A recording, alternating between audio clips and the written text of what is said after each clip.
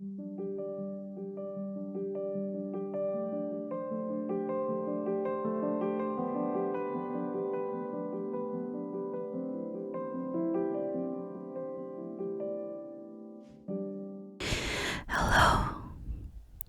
hello, my forget-me-nots, sleeping lady here, ASMR, and I am going to be doing a coloring with this Be Still coloring book, along with a voiceover with some reading of verses and scriptures and some testimonies that I have, along with a good read as I color in this coloring book. So go ahead, get comfortable, chill, and relax. So here I am choosing what to color and just skimming through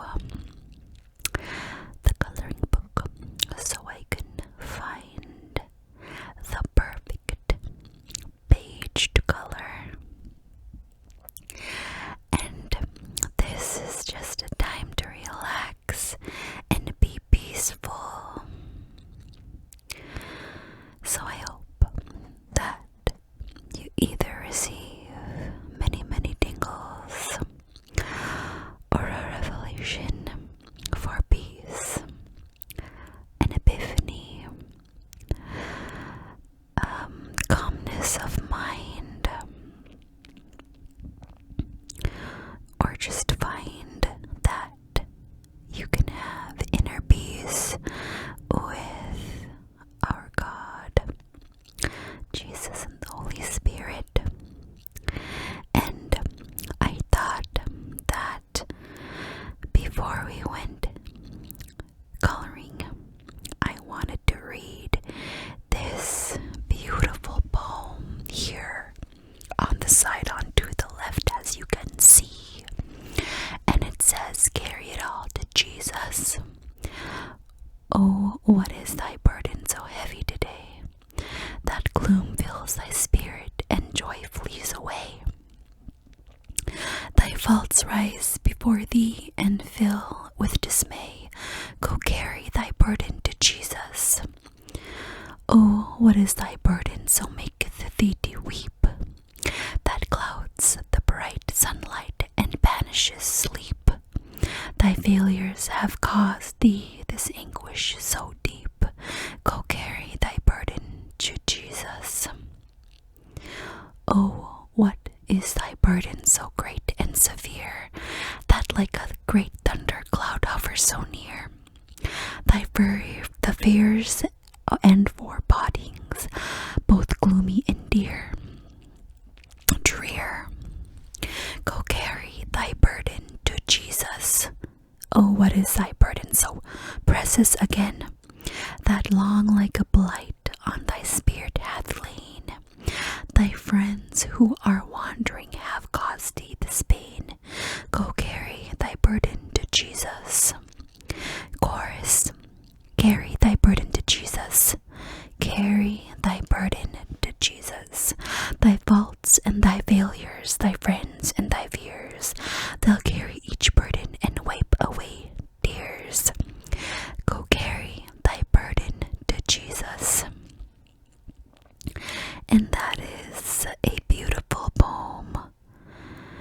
And it seems to be a hymn and a gospel song as well. Beautiful. And I am using Mr. Sketch scented markers. How fun and light-hearted and very joyful to smell them at the same time and color. Well, I chose the red and yellow for, of course, the letterings, because that's my favorite color to color on them. And I also got some dark green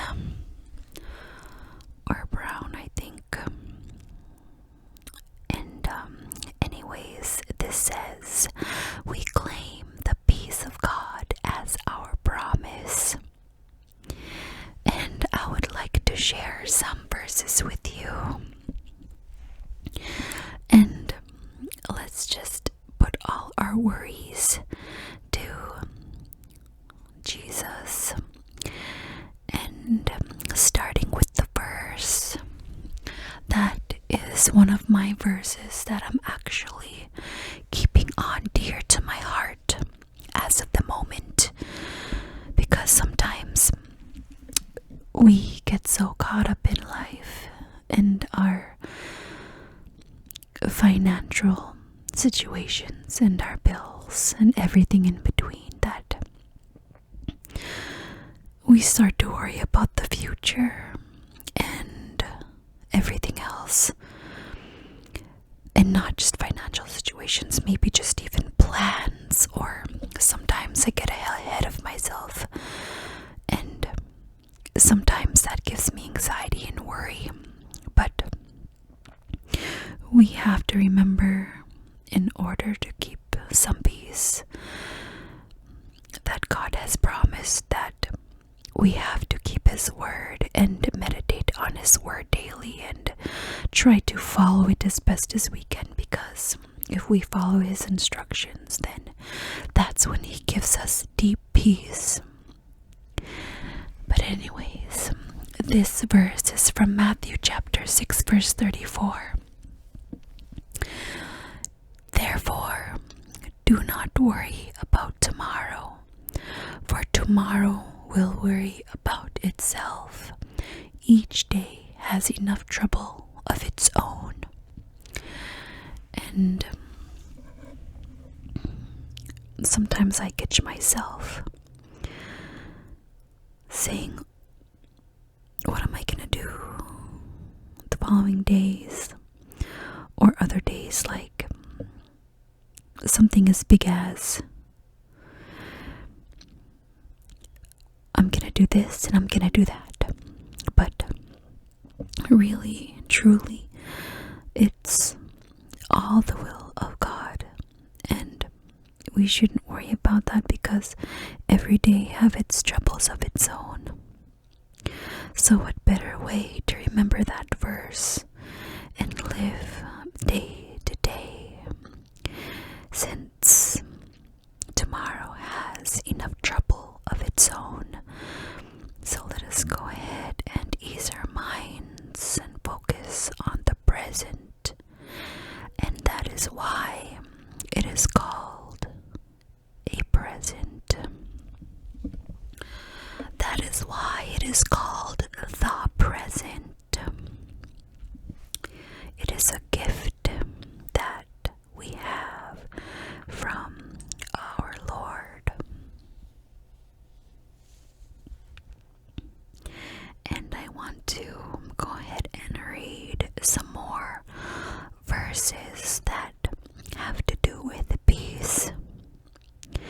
And I want you to meditate on them as well. Let it rush through your mind, your soul, your heart, and your body, and give you open-mindedness. May God of hope fill you with all joy and peace as you trust in Him, so that you may overflow with hope by the power of the Holy Spirit. And that is in Romans chapter 15 verse 13. The Lord Himself goes before you and will be with you. He will never leave you nor forsake you. Do not be afraid. Do not be discouraged. And you can find that in Deuteronomy 31 verse 8. I have said these things to you, that in me you may have peace. In the world you will have tribulation, but take heart, I have overcome the world. And that is John chapter 16 verse 33.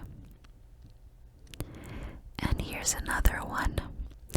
May mercy, peace, and love be multiplied to you. You can find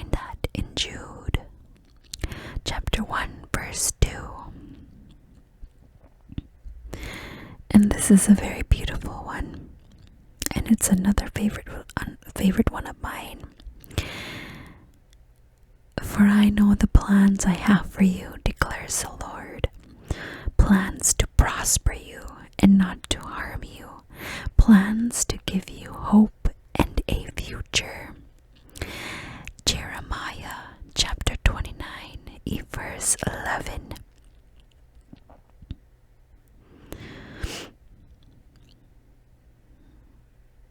And here is another good one. Do not be afraid, for I have ransomed you. I have called you by name. You are mine. When you go through deep waters, I will be with you. When you go through rivers of difficulty, you will not drown. When you walk through the fire of oppression, you will not be burned up. The flames will not consume you, for I am the Lord, your God. And you can find that in Isaiah chapter 43, verses 1 through 3. And that brings me to a beautiful story from the Bible, which is one of my favorites in the Bible as well. And you can find it in Matthew chapter 14. And I really love this one because it reminds me to keep my eyes on Jesus. Otherwise, I will drown in my troubles and my sin and everything that is not of God. That's why He instructs us to follow His word, so He can save us from trouble and harm and thine enemies. But anyways, let me go ahead and read that to you. And I want you to keep it in heart and at mind. Matthew chapter 15. And I'm going to start, Matthew chapter 14, verse 15. The 5,000 fed. And it is in that chapter that it talks about one of the disciples going up to Jesus and almost drowning when he takes his eyes off of him. Let me go ahead and read it. Matthew 14, verse 15, all the way to verse 36. And when it was evening, his disciples came to him, saying, This is a desert place, and the time is now past. Send the multitude away, that they may go into the villages and buy themselves victuals. But Jesus said unto them, They need not depart, give ye them to eat. And they say unto him, We have here but 5 loaves and 2 fishes. He said, Bring them hither to me. And he commanded the multitude to sit down on the grass, and took the 5 loaves and the 2 fishes, and looking up to heaven, he blessed and brake and gave the loaves to the disciples, and to the disciples and to the multitude. And they did all eat, and they were filled, and they took up of the fragments that remained 12 baskets full. And they that had eaten were about 5,000 men, beside women and children. And straightway Jesus constrained his disciples to get into a ship, and to go before him onto the other side, while he sent the multitudes away. And when he had sent the multitudes away, he went up into a mountain apart to pray. And when the evening was come, he was there alone. But the ship was now in the midst of the sea, tossed with waves. The wind was contrary, and in the 4th watch of the night, Jesus went unto them walking on the sea. And when the disciples saw him walking on the sea, they were troubled, saying, "It is a spirit," and they cried out of fear. But straightway Jesus spake unto them, saying, "Be of good cheer, it is I, be not afraid."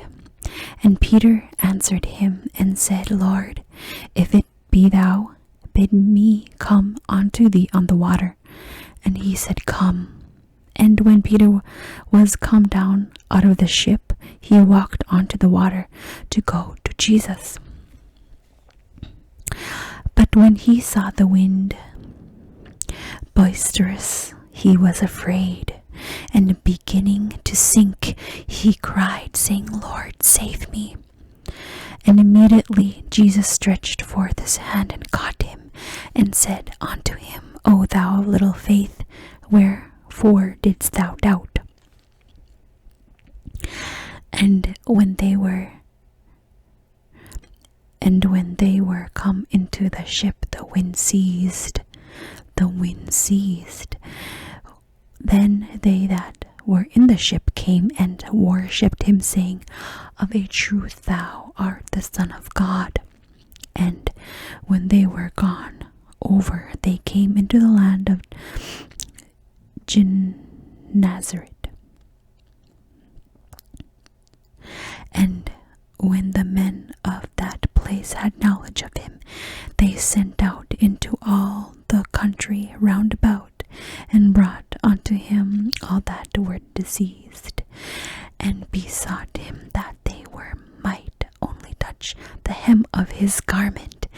And as many as touch were made perfectly whole. And that is a beautiful chapter in the Bible. Just so many just to eat from, so scrumptious and so healing to the mind. And that metaphor, there's actually many in the Bible that gives me epiphanies and realizations that would also be very filling to you as well. But I like that one here, Matthew chapter 14, verse 27. "Be of good cheer, it is I, and be not afraid." That is a beautiful one. But he is talking about when Peter went out to Jesus and he sank. And that's like saying, let not your eyes go away from Jesus, otherwise you will sink into the waves. And that's why he said, "You have little faith. You have little faith, don't doubt." Why did you doubt me? Because just that doubt, just that little doubt had him sink into the waves in the water and be tossed at sea. But then, right when he called Jesus, Jesus was there for him. He was automatically there for him and stretched out his hand. And when he asked for Jesus' help and he cried, saying, "Lord, save me," he immediately stretched out his hand and caught him. And that is a metaphor for all of us to hold Jesus' hand in faith. And I hope that you received many, many tingles. And you can also find Matthew chapter 11, 28, verse 30. "Come unto me, all ye that labor and are heavy burden,